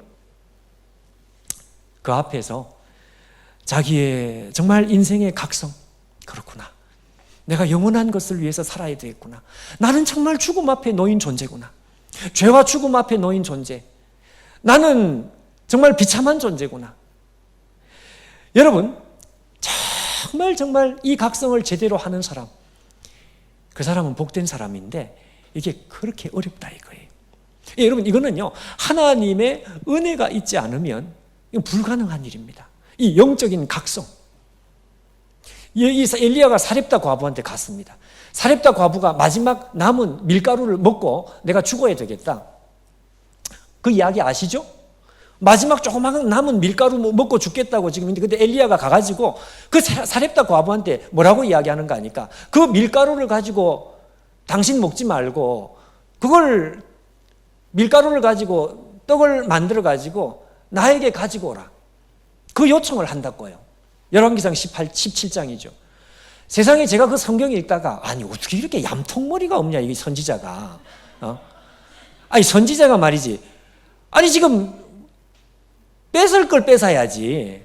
아니 지금 마지막 먹고 죽겠다고 하는데 그걸 가지고 그걸 나에게 가지고 오라. 여러분 그 뜻이 아닙니다. 이거는요 엘리야 선지자가 하나님의 말씀으로 이 여인에게 위대한 도전을 하는 것입니다. 도전. 무슨 도전이냐? 이 얘기예요. 마지막 남은 그 가루, 그거 먹어도 당신 죽고 안 먹어도 죽는 거야. 무슨 이야기인지 아시죠? 어차피 그 당신이 가지고 있는 조그마한 남은 그 마지막 가루, 그거 먹어도 죽고 안 먹어도 죽고, 그거 가지고 있는 그 마지막 양식, 그것이 당신의 인생의 대안이 되지를 못한다. 그 얘기입니다. 그 얘기. 어차피 그 마지막 양식, 대안이 되지 못하는 거, 그 마지막 양식에다가 당신의 생명을 걸 것이 아니라 내가 믿는 하나님을 믿고 내가 믿는 하나님께 당신의 생명을 걸어볼 생각이 없느냐. 무슨 이야기인지 아시죠? 이 여자가 여기서 진짜 위대한 각성, 나만과 같은 각성을 해요. 그 각성이 뭔가 하니까, 그렇구나, 지금 내가 가지고 있는 것, 이거 먹어도 죽고 안 먹어도 죽는 거예요. 여러분 보십시오. 지금 이 세상에 사는 사람들, 이런 각성을 하는 사람은 진짜 희귀합니다. 하나님 백성들, 아니 하나님 백성들이라도요, 이거 잊어먹고 모르고 사는 사람들 많아요. 우리가 가지고 있는 거 대안 안 됩니다, 여러분. 그 가지고 있어도 죽고요, 없어도 죽고요. 아니 돈 많으면 여러분 하루에 10끼 먹습니까? 3끼 먹으면 배가 불러서 못 먹어요. 그거 다 놓고 간다고요. 근데 이게 마치 자기의 영원한 무슨 대안이 될 것처럼 생각을 하는데 그 대안이 안 된다 이거예요. 대안이 안 된다. 또 이걸 사람들이 알면서 몰라요. 알면서. 그러니까 모르는 거죠. 모르는 거예요. 그러니까 거기에 조그마한 한 주먹 남은 마지막 식량, 거기에다가 목숨을 걸고 사는 거죠. 여러분, 우리가 사는 이 세상 사람들이 똑같습니다, 여러분. 우리가 가지고 있는 재산이 아무리 많아도, 스티브 잡스 아무리 무슨 재능이 많고 재산이 많아도 그게 자기 인생의 대안이 안 되는 거죠. 안 되는 것. 안 되는 대안에다가 목숨을 걸고 사는. 근데 하나님 찾아오셔가지고, 야, 그거 먹어도 죽고 안 먹어도 죽는, 그거는 네 인생의 대안이 되지 못한다. 그거 내려놓고 하나님을 믿으라. 이게 여러분 각성입니다. 하나님의 고통은 다른 게 고통이 아니고 사람들이 모르는 거예요. 왜 그럴까? 죄성 때문에 그렇습니다. 여러분, 죄성은 자기가 죽는지 알면서도 끝까지 모르고 뛰는 불나방같이 그런 거죠. 그런 거. 누가복음 23장 34절 보십시오. 예수님께서 십자가에서 마지막 하시는 말씀, 예수께서 이르시되 아버지 저들을 용서해 주십시오. 그 다음에 이렇게 되어 있습니다. 자기들이 하는 것을 알지 못하기 때문입니다. 예수님께서는 알고 계셨어요. 이 죄인들이 지금 자기들이 무슨 짓을 하는지를 모르는 거예요. 여러분 보십시오. 안 믿는 사람들이 목매고 살아가는 그게 얼마나 어리석은지 모르는 거예요. 모르는 거예요. 지각의 부패입니다. 한마디로 말하면 영적 지각이 부패했습니다. 그러니까 도저히 모르는 거죠. 시편 14편 2절 3절 앞에 한번 보십시오. 여호와께서 하늘에서 인생을 굽어 살피사 지각이 있어서 하나님을 찾는 자가 있는가 보려 하신즉 다 치우쳤으며 함께 더러운 자가 되고 선을 행하는 자가 없으니 하나도 없도다. 지각이 혹시 있어서, 지각이 있어서 하나님을 찾는 자가 있는가 보려 하신즉 다 치우쳐서 하나님을 찾지 않아요. 왜? 지각이 없다 이거예요. 하나님의 오늘 두 번째 고통은 뭔가 하니까 깨닫지를 못하는 것입니다. 어떻게? 할 수 없죠. 하나님께서 아들을 내어주시는 수밖에. 그리고 그 아들이 십자가에서 죽으실 때 아버지여 저들을 용서해 주십시오. 저들은 모릅니다. 모르고 있는 존재들입니다.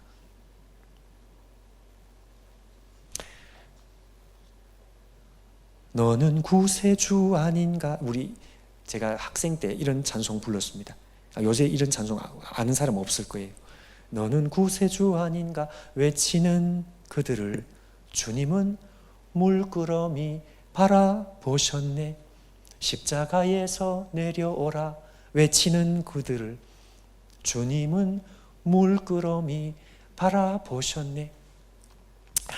제가 학교 다닐 때 이런 찬송을 부르면 그냥 마음이 갑자기 먹먹한 거예요. 그랬구나.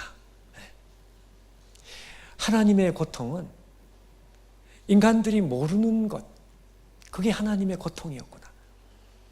모르니까 설명을 해도 안 되죠. 그러니까 어떻게, 물끄러미, 제목이 물끄러미입니다. 그 찬양이. 물끄러미 쳐다보는 수밖에 없는 거예요. 그 대신에 인간의 고통을 하나님께서 대신 뒤집어 쓰는 것.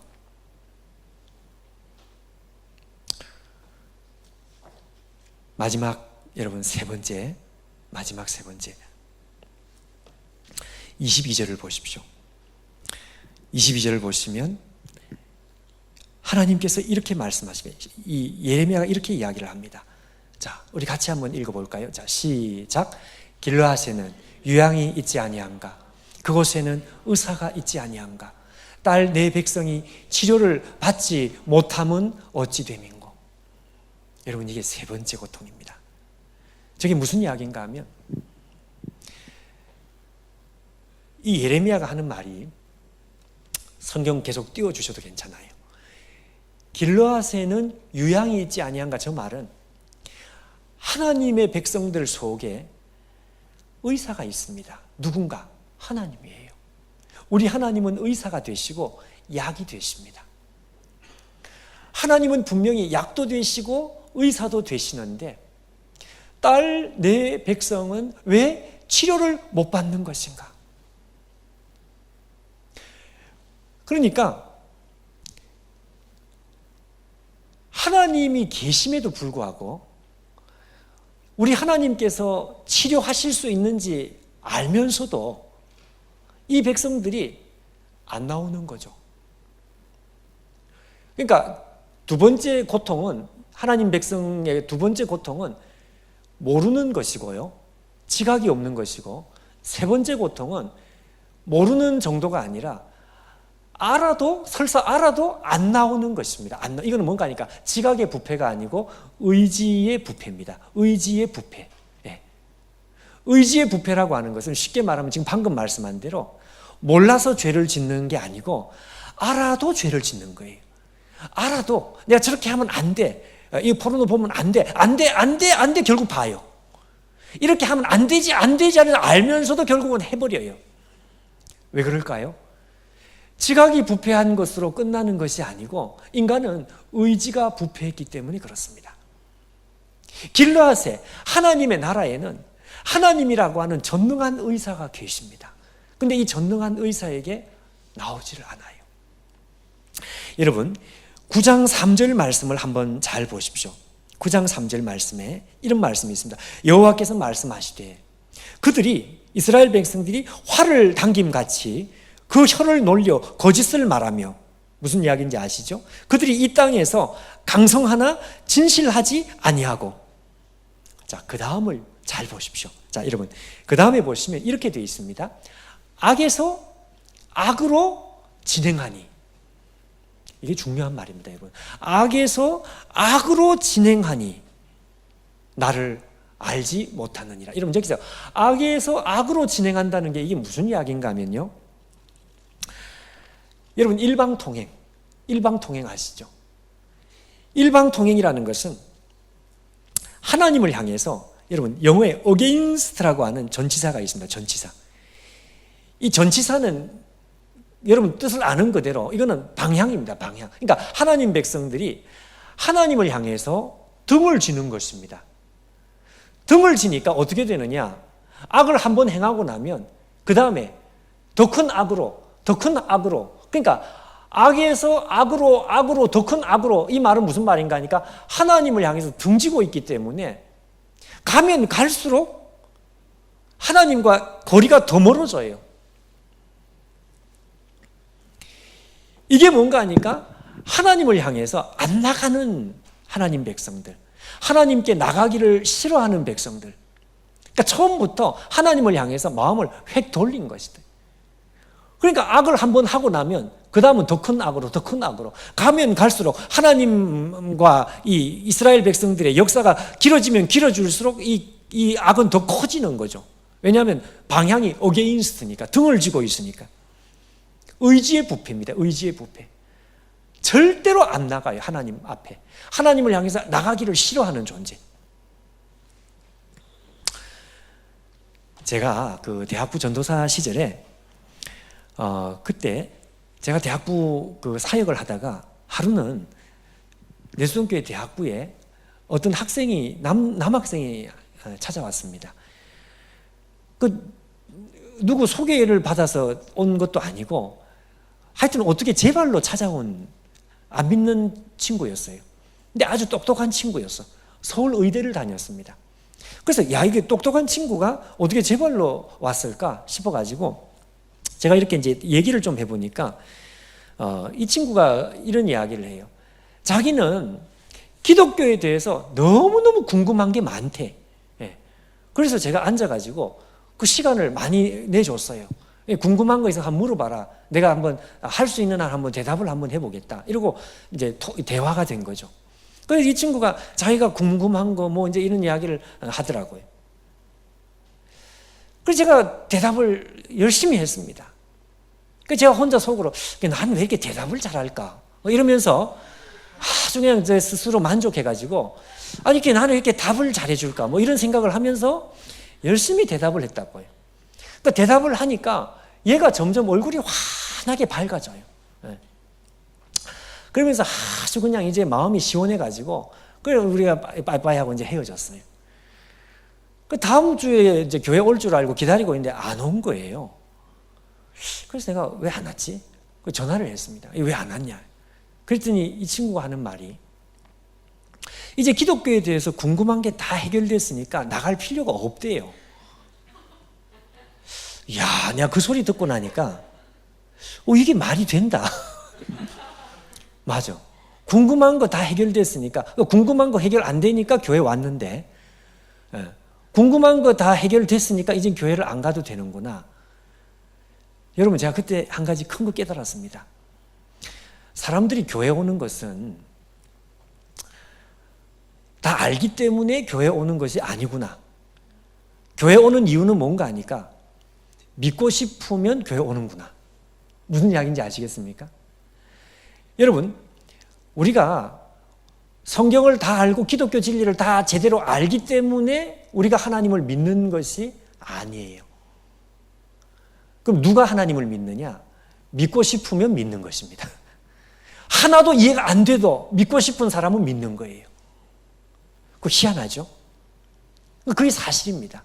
무슨 이야기인가 하면 이게 의지의 부패하고 관련이 있습니다. 그러니까 자기가 믿고 싶으면은요, 누가 무슨 소리를 해도 믿는 거예요. 근데 자기가 안 믿고 싶으면 모든 질문에 대해서 해결이 다 돼도 안 믿고 싶으면 안 믿는 거예요. 그러니까 결국 제가 지금 하고 싶은 이야기는 뭔가 하니까 인간은 의지가 부패했기 때문에요. 우리가 지각으로 뭔가 궁금한 것들 다 해결됐다고 해서 그렇다고 해서 하나님을 믿는 사람들이 아니다 이거죠. 무슨 이야기인지 아시겠죠? 우리가 하나님을 궁금한 거 다 해결된다고 해도 하나님을 안 믿고 싶으면 우리는 하나님은 나가지 않습니다. 하나님을 안 믿습니다. 우리의 의지가 부패했기 때문에 우리가 궁금한 거 다 해결해 준다고 해서 하나님 믿는 사람들이 아니다 이거예요. 우리는 여러분 안 그렇습니까? 우리도 그렇죠. 이 자리에 여러분 성경 다 알아서 하나님 믿는 사람 여러분 다 압니까? 저도 다 몰라요. 저도 이해 안 되는 게 너무너무 많아요. 하나님에 대해서 저도 다 이해 안 되고 대답하지 못하는 것이 훨씬 많아요. 그럼에도 불구하고 하나님을 믿는데 아무 지장이 없어요. 왜 그럴까요?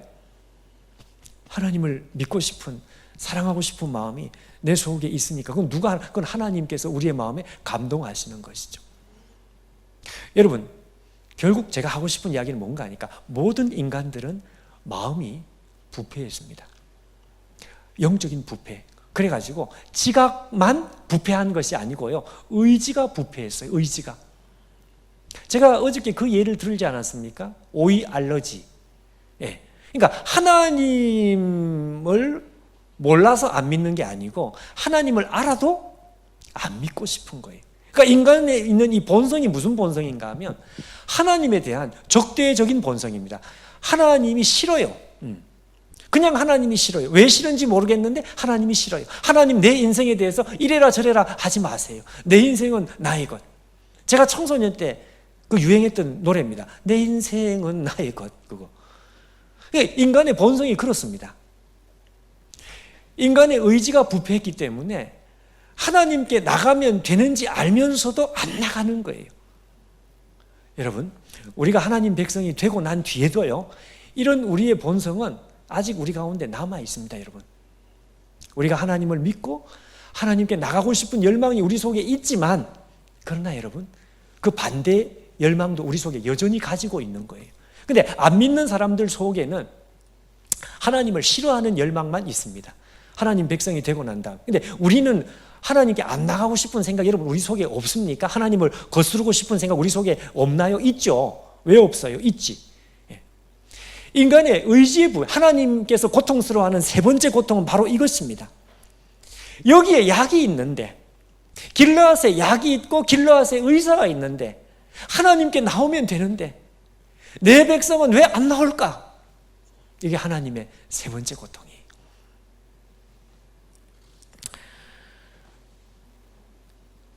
여러분, 그 여의도 순복음교회 조용기 목사님 그 이야기 하시더라고요. 6.25 전쟁 직후에 본인이 청년 때 그 전도를 하는데 가정에 이렇게 신방을 하는데 페니실린 주사 한 대만 있으면 나을 수 있는 집안인데 그 페니실린 주사 한 대를 살 돈이 없어가지고 이 젊은 애기 엄마가 남편 앞에서, 자기 보는 앞에서 죽어가는 것을 볼 때 그때 자기 가슴이 정말 찢어지더라 이거예요. 아니 그 주사 한 대만 살 수 있으면 안 죽고 살아날 수 있는 사람이 죽더라 이거예요. 여러분, 하나님의 심정이 바로 그 심정입니다. 하나님께 나오면 되는데 하나님께 나올 의지, 이 의지가요 인간들에게는 없어요. 이게 부패했어요. 이게 하나님의 고통입니다. 자, 그러면 어떻게 하면 좋겠습니까? 인간들이 하나님 앞에 나오고 싶은 의지가 없는데 어떻게 인간들을 구원할 수 있을까요? 그렇죠. 하나님께서 찾아오시는 수밖에 없죠.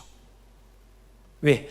아니, 인간들이 안 나오니까 인간들의 손을 잡으려면 하나님께서, 하나님 편에서 하나님께서 먼저 손을 내밀고 먼저 찾아올 수밖에 없는 거죠. 이게 여러분 우리가 믿는 복음입니다. 복음이라고 하는 것은 우리의 의사와 상관없이 하나님께서 우리를 향해서 점핑, 뛰어넘어서 먼저 하나님께서 우리에게 달려오시는. 그래서 여러분 누가복음 15장에 나오는 이 돌아온 탕자의 비유 여러분 아시죠? 자, 이제 설교를 조금 이제 마쳐야 될 시간이 다 돼 가는데 누가복음 15장에 나오는 이 돌아온 탕자의 비유는 여러분 정말 잘 읽어야 됩니다. 이걸 여러분 잘못 읽으면 어떻게 오해를 하는가 하면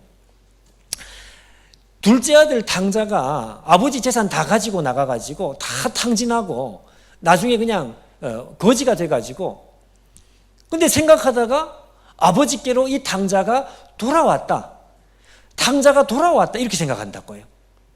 여러분, 탕자가 돌아왔다고 생각해서 탕자가 먼저 돌아온 이야기다라고 생각을 하면은요, 경상도 말로 여러분 베렸다는 말이 있습니다. 베린 거 아시나요? 베린 거. 베렸다는 말은 표준어로 말하면 망쳤다는 건데 저는 경상도 사람이라서 이 베렸다는 말이 더 이해가 쉬워요. 그러면 여러분, 둘째 아들이 탕진하고 돌아온 이야기다. 아버지는 그 돌아온 탕자를 받아준 사람이다. 그럼 그 이야기는 베린 거예요. 베린 거. 그런 이야기가 아닙니다. 이거는 무슨 이야기인가 하면요, 돌아온 탕자가 돌아온 게 아니고 탕자가 할 수 있는 것은 뭔가 하니까 나는 아버지의 아들이 될 자격이 없는 사람이다. 이게 탕자가 할 수 있는 전부입니다. 그러니까 탕자는 아버지께 아들로 돌아오려고 돌아온 게 아니고요, 아버지 집에 먹을 것이 많으니까 품꾼의 하나라도 써주면 내가 아버지의 아들은 될 수 없지만 모든 것은 엎질러진 물이지만 그러나 아버지에게 가서 내가 줄인 배라도 내가 채울 수 있을지 모르겠다. 그래서 아버지의 아들로 돌아온 게 아니라요. 무슨 이야기인지 아십니까? 아버지와 아들 사이의 이 거리, 영적인 거리는요, 아들이 좁힌 게 아닙니다. 그럼 누가 좁혔느냐? 아버지가 좁힌 거예요. 아버지가 아들을 보면서 아버지가 달립니다. 아들을 향해서 뛰어요. 상거가 아직 먼데 아버지가 아들을 보면서 미친 듯이 뛰는 거예요. 이거는 뭔가 하니까요, 물리적인 거리가 문제가 아니고 절대로 아버지와 아들 사이에 좁아질 수 없는 정신적인 거리, 영적인 거리, 영적인 관계의 거리입니다. 이거는 아들이 죽었다 깨어나도 이거는 1cm도 좁힐 수가 없는 거예요. 무슨 말씀인지 아시죠? 아들이 좁힌 게 아니고 아버지가 한순간에 뛰어넘어 버린 것입니다. 좁힐 수 없는 그 거리를 아버지가 한순간에 뛰어넘어 버린 거예요. 왜 그럴까요? 아들은 아버지께 돌아올 능력이 없습니다.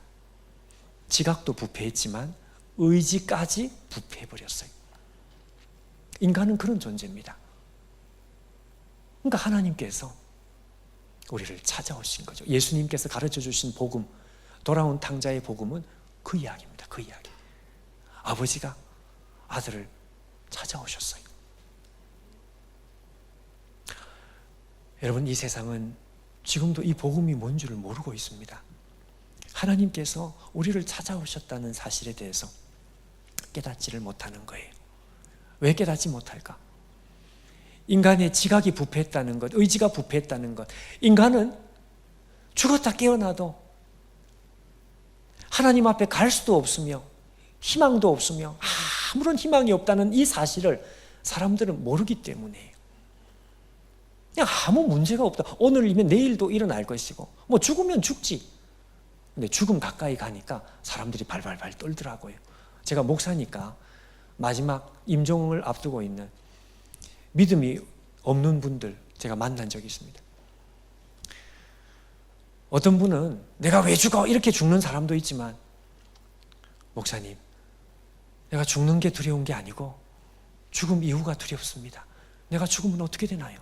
그 다음 내가 어떻게 되나요? 하나님을 만나야 합니다.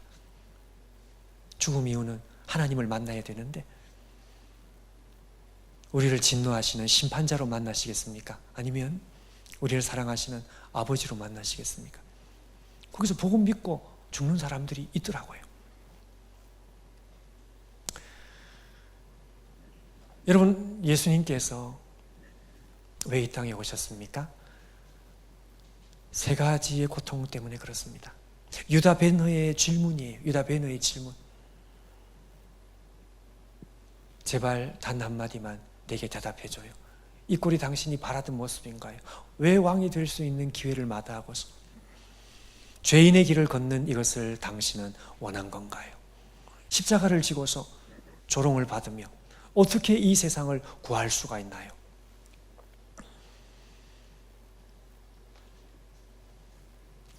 그 길밖에는 없으니까요.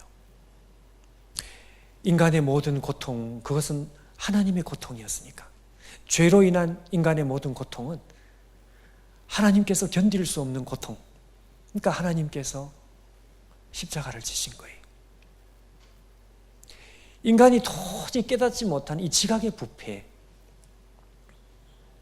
그것 때문입니다. 인간의 의지, 하나님을 보면서도 하나님이 계시는지 알면서도 죽어도 안 나가는 인간의 의지의 부패. 여러분, 설교를 진짜 마쳐야 되겠는데 제가 간단한 예화 하나, 옛날 이야기 간단히 한 말씀 하고 마치겠습니다.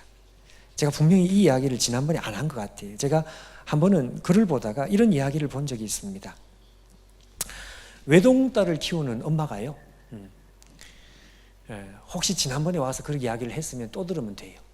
외동딸을 키우는 엄마가 혼자서 외동딸을 키우는데 남편이 일찍 돌아가신 거죠. 근데 남편이 일찍 돌아갔으니까 외로운 이 엄마, 그러나 딸 하나가 있는 거예요. 이 딸이. 근데 이 딸을 내가 정말 기죽지 않고 이 딸을 정말 예쁘게 내가 정말 잘 키워야 되겠다. 그래서 이 엄마가 경제적인 능력이 없으니까 분식점, 조그만한 분식점을 해가지고 거기서 이제 경제활동을 하고 이 딸을 이 엄마가 키운 거예요. 그러니까 모든 엄마의 희망은 이 딸이었습니다. 엄마의 기쁨도 딸이었습니다. 근데 이 딸이 어릴 때부터 미술에 소질이 있고 미술에 관심이 많아요. 그래서 이제 없는 살림에 이 엄마가 분식점에서 그 돈을 벌어가지고 이 딸을 위해서 이 학원비를 대주는 거죠. 여러분, 이 미술 이런 전공 이런 거 하려면 학원비나 이런 돈이 많이 들어가잖아요. 레슨비 이런 게 많이 들어가잖아요.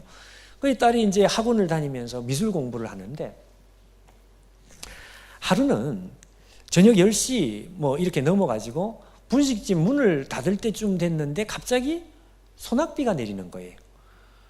그 딸이 지금 미술 학원 끝나고 집에 올 시간인데 갑자기 장대비가 내리니까 이 엄마가 우리 딸 우산 없을 텐데 싶어가지고 우산 들고 학원으로 가야 되겠다. 이러고 이제 학원으로 문을 닫고 학원으로 그냥 뛰어 달려간 거예요. 너무 급하게 이제 오는 바람에 이 엄마가 하루 종일 그 밀가루 그 뒤집어 쓴 그 작업복을 입고 그 우산을 하나 들고 하나 받치고 그러고 이제 뛰어간 거죠. 중간에 보니까 자기 몰골이 말이 아닌 거예요. 안 그래도 이 딸이 이제 예민한 나이에 그리고 아빠가 안 계시니까 의기소침해져 있는 이 딸을 생각하니까 내가 이렇게 몰골이 많이 아닌 이런 망가진 모습으로 가면 우리 딸이 혹시 친구들한테 부끄러워하지 않을까 싶어가지고 집으로 돌아가서 옷을 갈아입고 가려고. 근데 시간을 보니까 옷 갈아입고 갈 시간이 없어. 그래서 이 엄마가 에이, 밤이니까 그냥 가자. 이러고 그냥 작업복으로 그냥 간 거예요. 미술학원 앞에 갔는데 그 2층에 딸이 말이죠. 창문을 열고 엄마를 이렇게 보는데 이 엄마가 딸을 보니까 너무 반갑고 행복해가지고 막 손을 흔들었어요. 근데 딸이 엄마를 가만히 쳐다보면서 내려오지를 않는 거예요.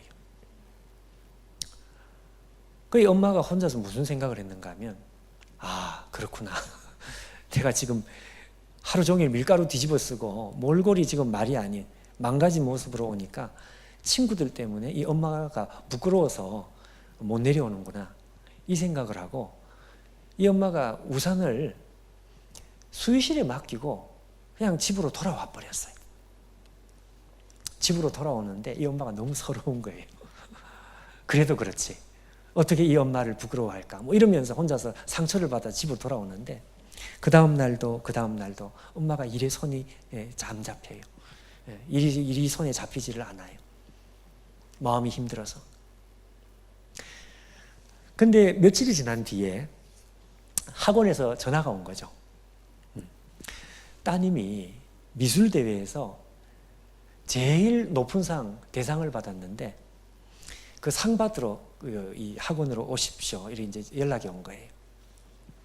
엄마가 학원에 갔습니다. 옷을 차려입고 학원에 가서 학원에 가니까 다른 학생들 그림이 다 이렇게 전시가 돼 있고 마지막에 제일 큰 대상, 장려상, 뭐 금상 하다가 나중에 제일 큰 대상이 자기 딸의 그림인 거예요. 얼마나 좋았을까요? 근데 그 그림을 딱 보는 순간 이 엄마가 너무너무 놀랐어요. 전율이 온 거예요. 왜 그럴까요? 그 그림 속에 있는 모습은 자기의 모습이었습니다. 엄마를 그렸는데 그 엄마가 비 오는데 우산을 받치고 있더라 이거예요. 그걸 이렇게 그린 거예요. 근데 그 밑에 있는 제목이 기가 막혔어요.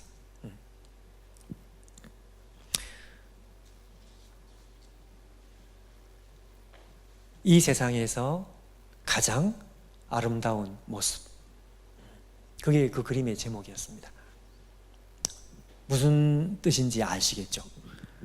엄마가 하루 종일 일하다가 진짜 망가진 모습으로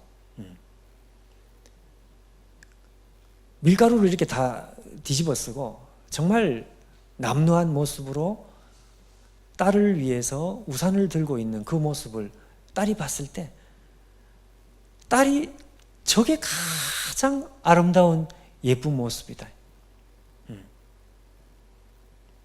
그게 여러분 딸의 마음이었습니다.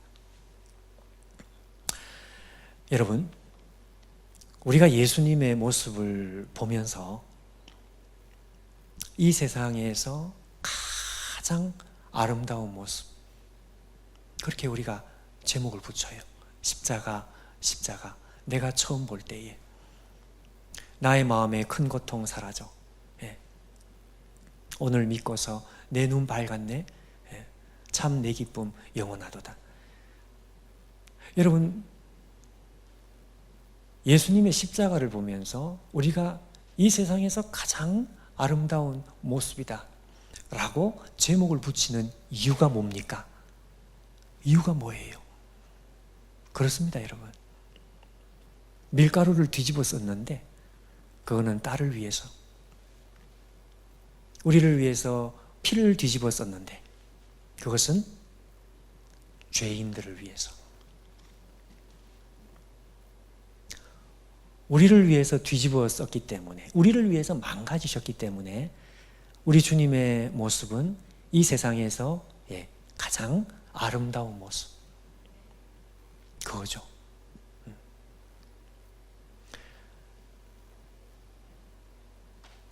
오늘 우리가 읽은 이 성경은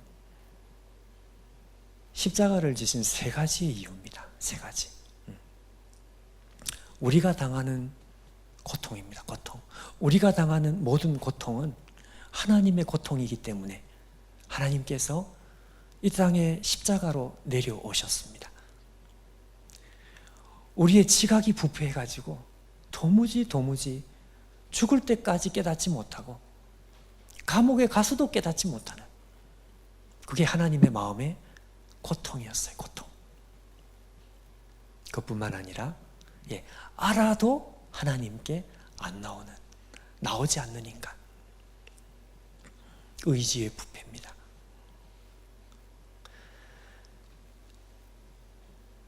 여러분, 제가 어제와 오늘 이틀에 걸쳐서 사실은 예수님의 십자가 복음을 여러분과 함께 나눴습니다. 이 시대에 우리가 다시 십자가 복음으로, 이거면 충분하죠, 여러분. 이거면 우리 인생의 전부죠.